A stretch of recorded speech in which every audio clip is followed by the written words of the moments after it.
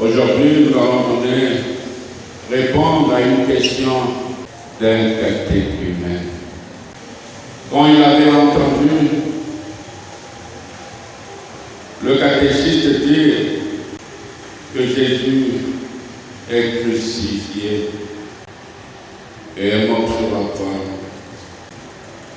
le catéchumen a répondu, a réagi en disant: pourquoi n'a-t-il pas pu descendre ou se sauver de la croix alors qu'il a fait beaucoup de miracles? Est-ce que Superman est plus puissant que lui? Pourquoi Jésus est-il resté sur la croix alors qu'il avait ce pouvoir et il en a? Pourquoi? L'enfant se plaignait. Et le catéchiste disait: c'est un perturbateur. Alors que la préoccupation de l'enfant était pertinente. Donc aujourd'hui, Jésus est encore, c'est le même texte, crucifié. Et nous allons profiter de répondre à cet enfant qui, selon lui, quelles que soient les situations humainement insolvables, comme on le dit en bon français, inexplicables, lui, il peut se sauver. Je mets cela entre guillemets. Pourquoi ne l'a-t-il pas fait? Au lieu d'accepter d'être humilié, nous allons donc répondre à cet enfant. Et vous allez m'aider aussi à voir comment il était en train de réagir, cet enfant, ce catéchumen, qui se plaignait et était presque déçu. Allons donc dans les textes. On venait de crucifier Jésus. C'est ça que ce catéchumen n'a pas supporté. On venait de crucifier Jésus et le peuple restait là à regarder. Le peuple est étonné. Pourquoi le peuple est étonné? Parce que Jésus est en train de leur montrer cette image réelle du Messie, tel que Dieu le veut. Alors que eux, ils avaient une image tronquée, falsifiée du Messie. Pour eux, le Messie, c'était un Messie temporel qui viendrait comme pour déstabiliser le pouvoir en place et leur donner les postes de gouvernement, réhabiliter Israël au niveau temporel. Mais on a dit ici que le peuple restait là à regarder. C'était irritanant. C'est-à-dire, c'est rire à demi de façon méprisante. C'est-à-dire, nous sommes des spécialistes des Congolais. C'est cette attitude ricanée, c'est ce que nous avons l'habitude de faire. C'est ça, ricaner. C'est un rire à demi, mais pour se moquer. C'est méprisant. C'est comme, voilà, c'est sarcastique. Ça veut dire que c'est vraiment pour ridiculiser. Et donc ils sont en train de rire à demi, de se moquer, comme on dit les enfants du Seigneur, pendant que le peuple de Dieu regardait le Seigneur, perdu devant cette situation. Et ce peuple se retrouvait comme ce catéchumène qui se demandait pourquoi ne peut-il pas descendre comme Superman alors qu'il est plus que Superman? Mais il ne le fait pas. Pourquoi? Il demandait, le catéchumène demandait au catéchiste. Et comment réagissait ce catéchumène, mais c'était très fort. Le catéchumène étant dessus disait ceci. Où il était considéré comme quelqu'un qui nous a pas dit la vérité au sujet de sa puissance. En d'autres termes, l'enfant a confondu le Seigneur, ou bien c'était un imposteur. C'est-à-dire quelqu'un qui abuse de notre confiance par des mensonges en usurpant une qualité qu'il n'a pas. Ou bien, disait-il cet enfant, ou bien les miracles enseignés au catéchisme ne sont que des divagations. Divagation, c'est souvent quand on dit tu divagues, vraiment ça veut dire que tu as perdu la tête. Il y a un déséquilibre psychologique en toi. Parce que quand on dit tu divagues, en fait tu deviens psychologiquement déséquilibré. En d'autres termes, on dit qu'il y a un excès du dit dans tes dits. Ça c'est très fort. C'est une manière polie de ne pas dire que tu es devenu fou. Donc un excès du dit dans tes dits. Donc l'enfant dit, ou bien les miracles que nous avons entendus, c'était une divagation pure et simple. Comment se fait-il? Si c'est vrai, pourquoi n'est-il pas descendu de la croix miraculeuse? Une très bonne réflexion de la part de l'enfant, catéchumène, que le catéchiste a demandé d'être dehors, hors de la salle de catéchénie, rentre dans la salle. Et que voulait en fait cet enfant? Quand cet enfant disait pourquoi Jésus ne voulait pas utiliser sa puissance pour descendre de cette croix, pour se sauver de la croix. Pourquoi? Qu'est-ce que les enfants voulaient en faire? Qu'est-ce que cet enfant voulait en réalité? Il voulait le salut de Jésus pour lui, descendre de la croix, utiliser les forces comme Superman. C'était une occasion pour sauver Jésus de la croix. C'était ça que l'enfant voulait. Au moment où lui, le catéchumène, voulait le salut de Jésus, je mets entre guillemets les chefs de prêtre. Eux, ils se réjouissaient de façon cynique, ils se réjouissaient de voir le Seigneur s'enfoncer dans la nuit de la mort. Mais, en réalité, quand l'enfant se plaint, je comprends que pour lui, le miracle c'est quoi? Pour l'enfant, le miracle, c'est voir et quoi. Et donc il se pose maintenant des questions. Si seulement le miracle c'est voir et quoi, il se pose la question. Pourquoi ne l'a-t-il pas fait clouer sur la croix? Ce miracle pour nous aider à croire avec beaucoup de facilité.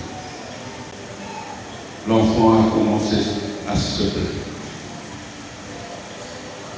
Et une plainte justifiée et justifiée.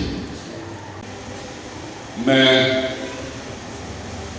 que dire à cet enfant qui est en train de dire, à ce catéchumène qui est en train de dire, pourquoi Dieu n'est pas descendu de la croix? Comment vous pouvez répondre? Qu'est-ce qu'on peut dire à cet enfant qui est en train de se... Mais ça peut être aussi votre enfant, votre propre enfant. Je vous dis, papa j'étais au catéchisme, maman j'étais au catéchisme. Ce que le catéchiste m'a dit, j'ai les larmes aux yeux. Qu'est-ce qu'il t'a dit? Et l'enfant te répond,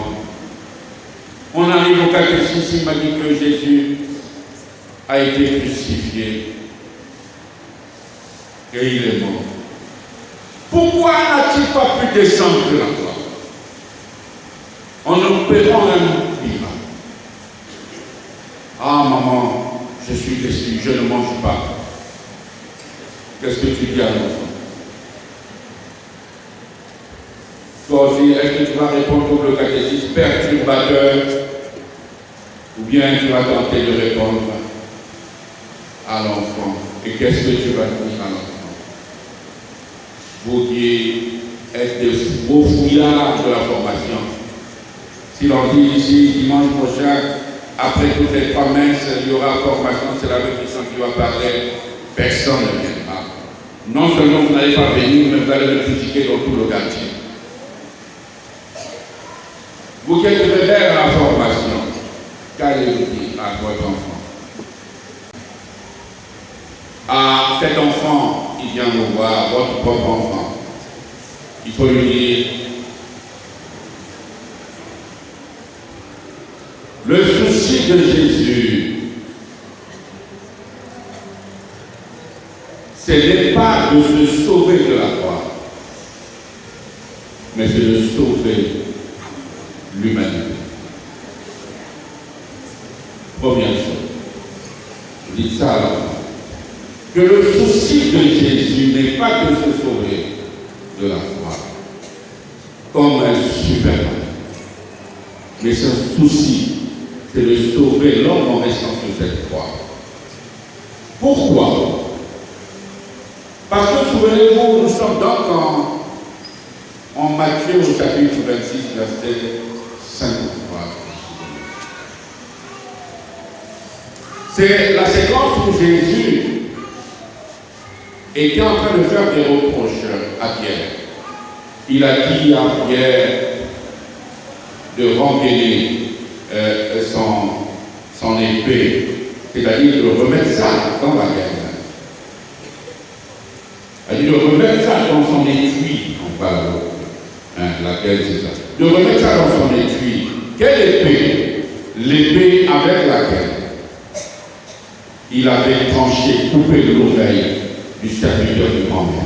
Et Jésus, quand il lui demande, ne fais pas ça, après il lui a dit: penses-tu que je ne pouvais pas appeler mon Père?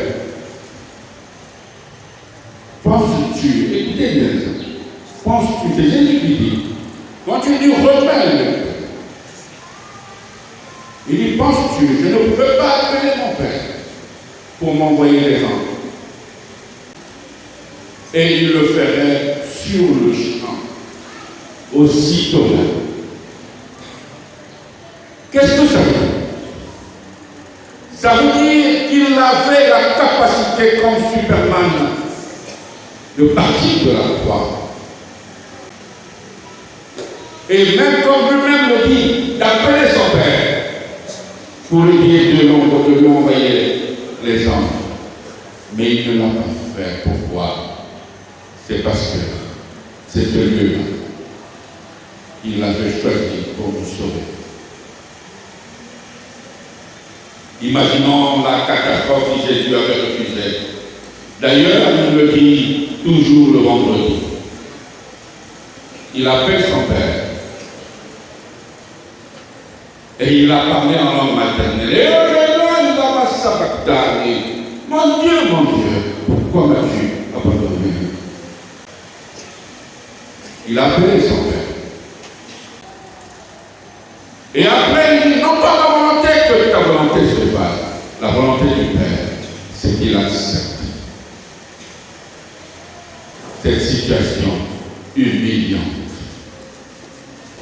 Qui est donc ce Dieu pour qui sa royauté, pour moi, la royauté du Seigneur devait normalement être célébrée le jour de la fête de l'Ascension. Mais paradoxalement, l'Église nous demande de la fêter aujourd'hui, au moment où il nous présente quel type de royauté.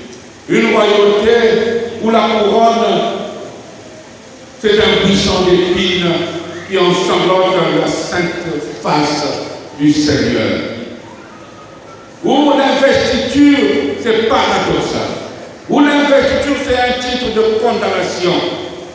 C'est paradoxal.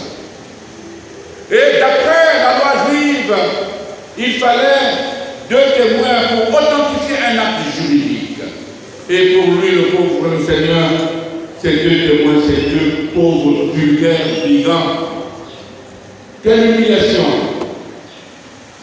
Quelle est cette royauté où le roi se retrouve avec un visage défiguré, couvert de crachats,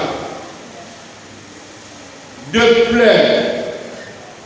Qui est-il, ce roi, qui accepte de nous présenter cette royauté? Qui est-il? Nous allons repartir à la maison avec ça. Qui est-il? Celui-là.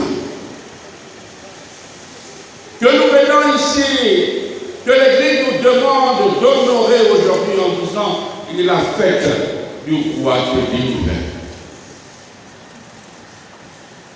Il aurait même prétendu au titre du roi des Juifs. C'est son titre de condamnation. Simplement parce qu'il a eu pour père David, dont la première lecture fait mention ici de son investiture. Il a le droit, le Seigneur, de s'auto-proclamer roi des Juifs, humainement parlant, puisqu'il a eu pour père. Il a adopté pour ascendant David. Pour père, il a adopté Joseph, qui est de la lignée David. Mais seulement, il ne peut pas rester au niveau de ce caractère purement humain. Il est au-delà de cette royauté juive. Lui, il est le Fils de Dieu. Voilà. S'approcha pour lui donner de la boisson vinaigrée. Ce sont les soldats. Il lui disait, si tu es le roi de Juifs, sauve-toi toi-même. Cela nous fait penser, fait écho à ces vociférations que nous avons constatées dans les suggestions diaboliques de sa tentation au désert. Mais nous aussi, nous avons aussi ces suggestions, comme ce catéchumène qui disait, pourquoi ne peut-il pas montrer sa puissance? Et vous avez maintenant la réponse. Dites cela à vos enfants, si vous avez des enfants curieux qui vous posent cette question, dites-leur.